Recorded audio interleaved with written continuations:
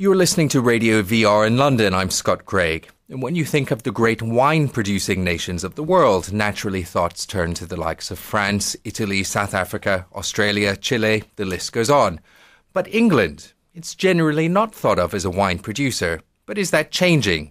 Not yet, according to sales. English wines account for a mere 0.25% of wine sales in the UK, according to English wine producers. But the number of producers is growing steadily. There are now over 430 vineyards in Britain. And the government is now serving more English wines at official functions than foreign. And English wines have been slowly gaining greater recognition, winning a number of international awards. Earlier this month, the Duchess of Cornwall officially opened a research winery, which aims to support the country's fledgling wine industry. And the University of Brighton is even offering a master's degree in winemaking. So what's the future of English wines? And can they really rival those of more traditional wine-producing countries? Well, with me in the studio is Anthony Rose, wine correspondent of the Independent newspaper and one of the Wine Gang, a group of wine critics. Christian Holthausen is head of marketing and communications at the Gusbourne Estate. We'll be tasting some sparkling wine from the estate later in the show. And Julia Stafford is an English wine retailer and founder of the Wine Pantry in London's Borough Market.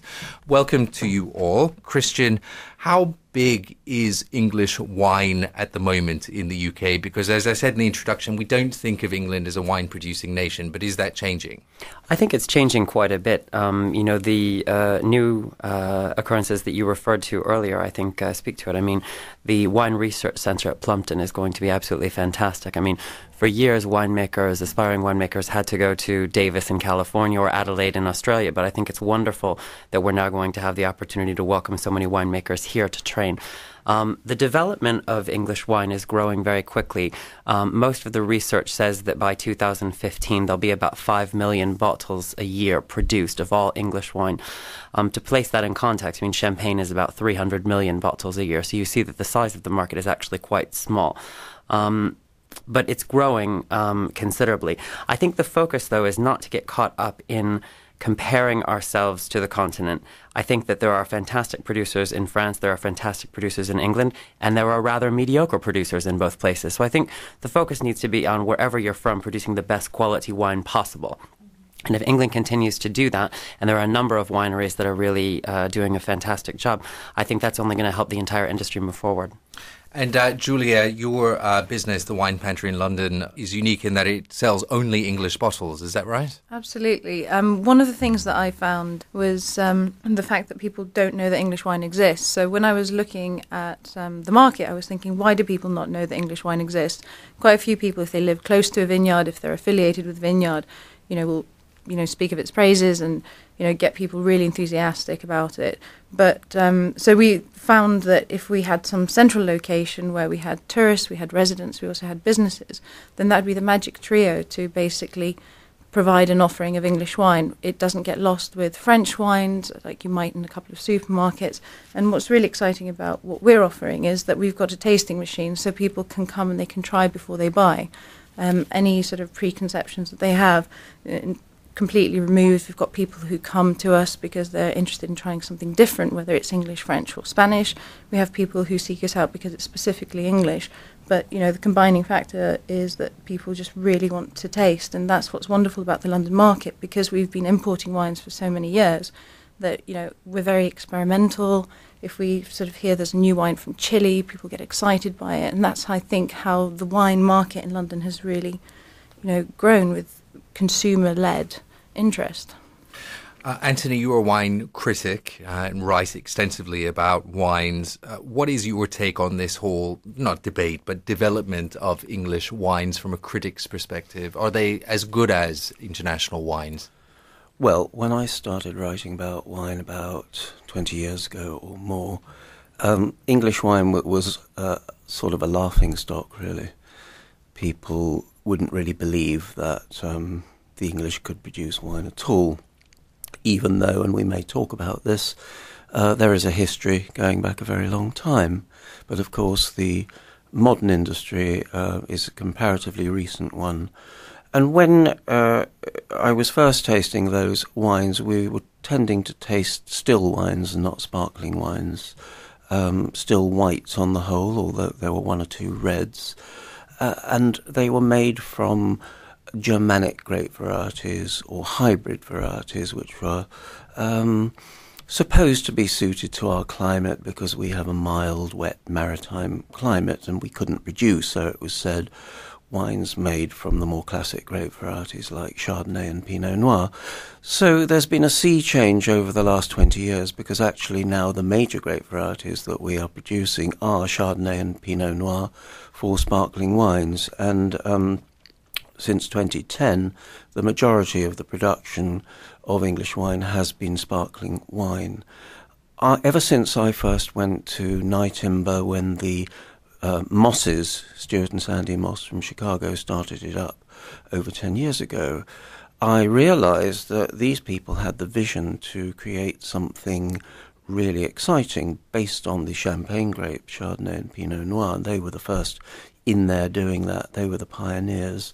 Since then, there's been, I was going to say literally an explosion, but perhaps it's not a literal one, but a figurative explosion of sparkling wine in the UK.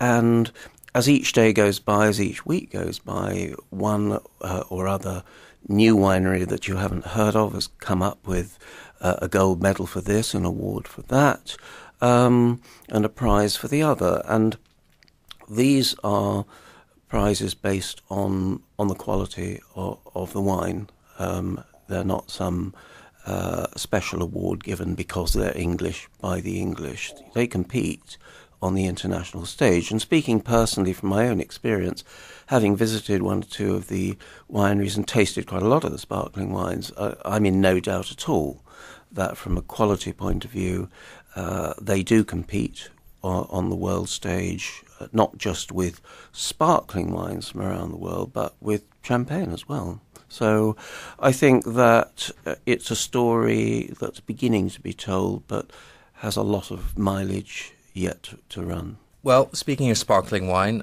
Christian, you were kind enough to bring some wine along from the Gusbourne estate, and I think perhaps we should really just taste it. It is also historic for us because I do think it is the first time that we've had alcohol tasting in this studio, which perhaps is surprising maybe for a Russian network, but nevertheless. Christian, maybe you could just talk us through the wine and what we're looking for really in terms of tasting it and experiencing it. Certainly. I mean, Gusbourne released our very first wines in 2010. We planted the vineyards in 2004. So we've just been releasing wine now for about 4 years. We're very fortunate in that, unlike a lot of wine producers, we own 100% of our own vineyards. So we have vineyards in Kent and also in Sussex. We have a combination of chalk soil as well as clay and sand, and the clones are really split between Burgundy clones and Champagne clones. So we try and give the wines as much complexity as possible. We're a very small producer, which is something we're quite proud of. We're not looking to develop volume. We're looking to make the best possible wines. The soil in the south of England, the composition is similar to the Champagne region of France. Is that right? Some of it is. I mean, there's some soil in Hampshire and in Sussex that's quite similar to Champagne in the sense that it has chalk. But then there's a lot of clay and sand in the south as well. So it's really all about figuring out which varieties work on which soil, where they're planted, where the exposure is, because it's not just as straightforward as saying it's the same as Champagne. It's actually a lot complex. That, to me, is where I think the future of English wine production is going to go, is figuring out the microclimates and not just buying something out of patriotism, because if it comes from England, it must be great, but actually figuring out that certain varieties are going to do better in certain places better than others. This kind of distinction, like you were saying before, this comparison of saying, are English wines as good as French is kind of a misnomer, really, in a sense, isn't it? I'm French and I live in England, and last night at dinner we started off with a bottle of Gusbourne Estate and we followed that with a bottle of Paul Roger, and frankly, everyone was delighted to have Gusbourne Estate and everyone was delighted to have Paul Roger, so I don't think it was a point of really comparing them. I mean, they're both fantastic producers. And we're just about to taste this, actually. Talk us through what we're about to taste. And I think, obviously, clearly, we should wish each other good health as well. Cheers. Cheers. Thank you very much. Good health. Very good health. So, Christian, what are we really looking for in this? This is Gasborne Estates Brut Reserve 2009. So this is a blend of Chardonnay, Pinot Noir and Pinot Meunier, made according to the traditional method. And one of the things that we really strive to always achieve at Gasborne is extended periods of time aging on the lees in order to give the wines as much complexity as possible. Again, I think it's that combination of the Chardonnay and Pinot Noir from both Champagne clones and Burgundy clones that gives the wine additional complexity as well. I think the wine is absolutely fantastic. We're excited about this because this is actually only the fourth release from the house. So we're quite excited to see the development, over the last 4 years, and we're quite pleased with this. What's really exciting about this is a 2009 vintage. So if you're looking at the champagnes and you're looking at vintage wines, they're releasing, I think, 2005 now. And 2003 was actually too hot in the Champagne region to produce a vintage. And that was the year when it was a very nice summer for us. And we were producing exceptional wines. And I think Nightingale 2003 won Best Sparkling Wine in the World, quite a few awards. And what's really interesting is that because it is so young, it can age. So one of the things that we're finding with English wines, because we're only producing between 2 to 5 million bottles a year, and we're importing 1.7 billion bottles, so small quantities that 2 to 5 million bottles are produced every year. So it's really just a drop in the ocean. It is, but when you have these exceptional wines, then by the time they actually win the awards, a lot of them have actually sold out by the time they're written about in the newspapers. So what's really important is about sort of programs like this, getting an awareness, going to visit the vineyard and tasting the wines while they're still young, is you can drink it now, and it's an exceptional wine, but you can actually have it as a really nice investment for yourself, not in terms of sort of selling it on, but just really enjoying it, because every 6 months that we sell one of the Gasborne wines, we find it just adds the complexity, the body, the roundness really kind of comes into its own, and it's just such a delight to just keep opening the same bottle before it's won the awards and knowing just how good it is. How much would this bottle retail for? It varies. I think a lot of English wines, rather than going specifically into this one, will start at about $24.99, maybe $29.99. You've got some which, as high as $45, especially sort of the Demi-Sec, the Nightingale, which is a beautiful wine as well. And you do have some ones which are made with non-champagne varietals, such as Reichensteiner, Cival Blanc, that might come below the £20 mark. But I think, $27.99 is a reasonable price expectation. And if you compare that to a vintage champagne, you're actually seeing it's a lot cheaper, and the value is just so much better. And a lot of people might say, oh, English wine is so expensive, but that's when it's being compared to non-vintage champagnes. And a lot of the wine that we have in supermarkets sold on promotion. So when you see a sort of champagne for $14.99, there's a reason it's $14.99. It's either a loss leader or they're trying to shift it. And I think that's the beauty of English wine, because it's so small, boutique. They don't have to have that same sort of pushing and using as a loss leader. It's something people are proud of. And I don't know, what do you think of the wine? Well, it's lovely. I must say, from a non... there are two things I know about wine, white and red, essentially, as the old joke goes. But I do think it's lovely, and it's very light. Anthony, what do you think about a wine like this as a critic? Well, the difference between Christian and Madame Pantry wine and I is that I'm a critic and they're selling the wines. So I would say I have a more objective, or let's say independent view. I've always liked Gasborne, actually, ever since I first tasted it. I think that it's one of the best English sparkling wines. I think most people looking at this wine, tasting it, if they didn't know what it was, would assume it was champagne. And in a way, that's a good thing, because on the quality level, it shows that it does compete with champagne. It's got a beautiful nose. It's got that classic biscuity, yeasty development that you get on the nose after the wine has stayed in the cellar for a few years.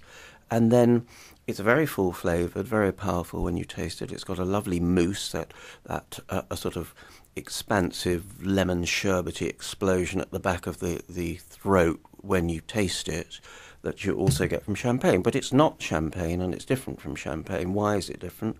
Why are English wines different? I think they are because they come from a different place. And what I think one of the characteristics of English sparkling wine, it has a greater tang, greater acidity. Often that translates as a greater freshness sometimes, but it's very tangy. And it has what I would call a kind of slightly fruitier quality. There's almost a kind of pear flavour. Yes, in it. sort of apple and pear flavours, but with this really lively, we call it acidity, but you could call it freshness or tanginess or zip or zing on the aftertaste. And I think that's going to be one of the factors that differentiates English sparkling wines from champagne. I've actually had one or two recently which were too tart for me. They were like biting into a Granny Smith or a Bramley What apple. vintage was that? This is where the youth of the wine really sort of can play a part. I think it was a 2010 vintage. Yeah. See, for me, From 2010, memory. 2011, they're Yes. really quite young. Still quite young. Having said that, at the weekend I had a Welsh sparkling wine. I was going to lead on to this, actually. A pink sparkling wine from Anchor Hill, and it was just the opposite of tart. It was pink. It had those sort of classic pink characters of strawberry-like fruitiness, and it was extremely fruity. I had it with a piece of salmon. It was absolutely fantastic. So, again, talking about drinking this wine with food, as well as just on its own for celebration and so on. I think there is a lot to English wine that doesn't yet meet the eye. As a Scotsman, I must ask, is there Scottish wine? Does it exist? There is. There's a vineyard that's actually releasing some wine next year. Again, you know, a lot of people are sort of incredulous that England's producing wine, and it's quite ironic that, you know, I'm also incredulous that Scotland is making wine. So until I taste it, I'm definitely going to reserve judgment. But you do have certain weather factors and, again, the soil conditions, which, you know, would make Scotland harder for these wines to grow. But I know that the focus for most people is the sparkling wines. And I do agree that I think sparkling rosé especially can be drunk younger than sparkling wine. And one of the things that you realise with the sparklings is the Chardonnay, because it's got that sort of high acidity and because it takes longer to mature. I think that plays quite a big role in the sharpness. But again, you know, in 2009 it was a decent year. But if you drink this in 6 months, 12 months, 18 months down the line, that acidity will have fallen, the fruit will have really come into its own, which is why I really commend people like, you know, Gusborne, Andrew Weber. He's got a really strong passion for, you know, aging the wines, not just having sort of aging on lease, but, you know, bottle aging as well, which is very important. And, you know, I do sell wine, but my background's oil and gas, so I'm not particularly good at it. I can only sell things that I like. And because people come to my shop, it's a very small shop, we're expanding, you know, which in line with Vineyard's expansion, you know, it's the customers who taste it and the customers who decide, I like this. I can only basically guide them. They buy a glass and then they walk away with a bottle that they personally like. I can only sell things that taste good now, not necessarily 6 months, 12 months down the line. Is it still kind of a niche product at the moment, and it's not therefore something which could turn into a large self-sustaining domestic industry? I think what's interesting over the last year or so is the large amount of requests we have from places like New York, places like Stockholm, places like Tokyo, places like Sydney, who are interested in purchasing Gusborne, who are interested in purchasing, you know, wines from England. And I think that's Why fantastic. do they want it? It's a kind of novelty, or why do they want it? Do you know? Well, I mean, I think because of people like Julia, you know, who had, you know, such a fantastic idea to offer this place where people could come and taste wine. People have now come in and tasted the wine, and they've actually realized it's quite good. We have to remember that the increase in tourism in the United Kingdom over the past few years has been massive, and there have been a lot of people who have gone home and said, you know, when I was in England, when I was in London, I had this spectacular glass of wine. I'd really like to get a hold of it. And I think when you go back to what Anthony was saying earlier, I mean, certainly 20 years ago, I mean, to talk about winemaking in England was almost hilarious. So I think that people have seen the increase in quality. They've tasted the wine. They've recognized that the quality is there. And, it's something that they're willing to embrace. But is there, Julia, is there still this kind of image problem, in a sense, associated with English wines in that, it's not just that people don't know that they're there, but there is this inbuilt assumption that English wines are not going to be as good? I do think that there is a perception, you know, with people who haven't tried it, that they don't really know about it. However, again, because as any winemaking region, there might be some wines that aren't to people's palates, or just might not be made as well as other wines. That it's quite easy to dismiss, especially when you've got such a small quantity. But if you look at the Champagne region, it's a sort of T-shape. They can produce more wine. I think there's no physical limitation to us expanding far beyond those 5 million bottles, subject to the investment and the interest. And I think the more that people drink it, the more that people taste it and find wines that are suitable for them, then that's how the industry can continue to grow. But we're really passionate about still wines as well as the sparkling wines. There's wine that's been commercially grown for 50 years, and as more winemakers are being attracted to the UK, so they're experimenting with different wines. Gusbourne makes a beautiful Pinot Noir, very sort of light-bodied Burgundy style. They've also got a lovely still Chardonnay, and I think there's no country in the world that's defined by one specific style of wine, with the exception of the UK. So I'm quite keen for, rather than the focus being just on sparkling wine, to also go with a still wine. And the more that people have a still wine that they enjoy with their dinner, with their meal, the more it becomes a kind of mainstream product, as well as the celebratory, special award-winning wine. Then that will also help the industry grow and change people's perceptions. Anthony, you wanted to come in there as well. No, I was just going to say that I think that it's first of all, I think it's a good thing that it's a niche product. I think it gives it a huge advantage and great possibilities in terms of what it's trying to do. I don't really see it there's an image problem, actually. I think we've transcended that. I think the negative has turned into a positive. And I think that given the quantities, you mentioned the quantities earlier, I think that by 2015, as Christian was saying, the aim is for English wine to reach 5 million bottles. That's actually £100 million in terms of value, which is not small. But it's still niche by comparison with champagne. I think that 5 million would correspond to an eighth of all champagne wine imports into this country. So it's still going to be niche.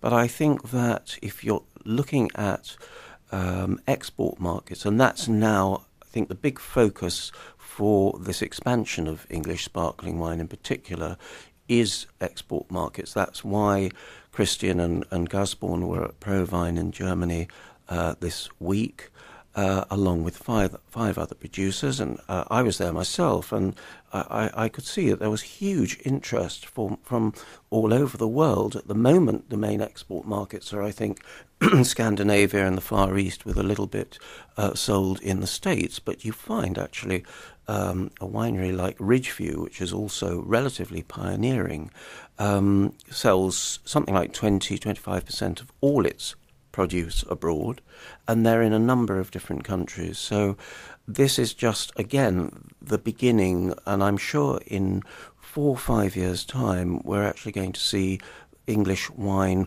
all over the world, in retail shops, in hotels and restaurants, as a quality product that people are really interested in because they enjoy drinking it, not because they feel that it's something quirky or unusual.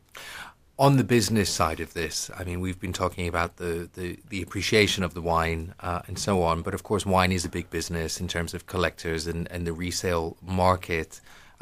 Is English wine, because of its slightly niche factor, is it a big player on the resale market? Is it worth a lot? Is there money to be made? No, there's no secondary market for English wine at the moment. There's very little secondary market for sparkling wines generally. Yes, if you're Krug, Dom Perignon, Cristal or Salon, probably the top 4 champagnes, there's a secondary market. But even great champagnes like Tétanger, Comte de Champagne, some of the top prestige cuvées, there's very little secondary market for. So fortunately, because the secondary market is such a distorting element, fortunately, at this stage, unless Christine or Julia correct me otherwise, I don't think we're going to be seeing anything in terms of an investment market for English wine. We do see that the price for quite a few independent retailers will go up with the vintage, which is basically the opposite of what happens normally with wine, where people use it as a sort of bin end. with English wine, whether it's sparkling or really good still wine, once it's won that award, it's really difficult to kind of, for me to sell, because I kind of save it for my special customers, and I'll get orders in, and I'll know, for example, when Gusbourne won for their 2008 Best Bottle fermented wine for the cuvée. I knew that they were down to, I think, a certain amount of allocation for me, so I quickly, snapped it up and called all my sort of repeat customers and say, look, we've got this available now, would you like to buy it? And, I don't see it as a secondary market, but, it's not something that I can easily sort of, give away to somebody who's not going to appreciate it as much. Who are your customers, by the way? Are they mainly Brits? Are they? Do you have Russian customers? Lots of wealthy Russians, obviously, in London. Who are your customers? We ran a pop-up shop in St Pancras International for 6 months as a trial for a much bigger unit, which did English wine, British beers, and spirits from the United Kingdom. Because we had such a wide selection of spirits, we found quite a few people from the hotel as part of St Pancras, coming to us, and they were more interested in sort of some of the really premium sort of vodkas that we've got. There's one which is made from cow's milk, and it's just a really interesting market for spirits beers. And it was then that they were exposed to the sparkling wines they hadn't necessarily heard of before. And there was one repeat customer for the 6-month period who every time was in the hotel would come, buy a bottle there, take it to the hotel room, and then sort of leave with a couple of cases. Which is very nice. And cow's milk vodka, did I hear you say? Did I get that right? It's really good. It's very smooth. Good for a sort of White Russian cocktail. Indeed. Christian, we're nearly out of time, but just in terms of the future, what do you think the future is? We're talking earlier about things like a wine academy or wine research winery. What kinds of developments do you expect to see overall in the industry here in England in terms of wines that are being produced? Well, as I mentioned earlier, I think the next big step is really going to be for us to have a real look at terroir in England and figure out what grapes do well, where and how, and actually start to really define things, much like they've done, on the continent, certainly in France and Italy and Spain, for centuries. I think that's going to be an interesting development. I also think that I would say probably within 15 or 20 years, we're going to have to get together a group of kind of the most prestigious producers to kind of lead the way, a bit like an Association Grand Marque like they have in Champagne, or, the Burgundy producers that put themselves together, or the Bordeaux producers. I think there's going to have to be a lot more exchange and speaking sort of with a collective voice.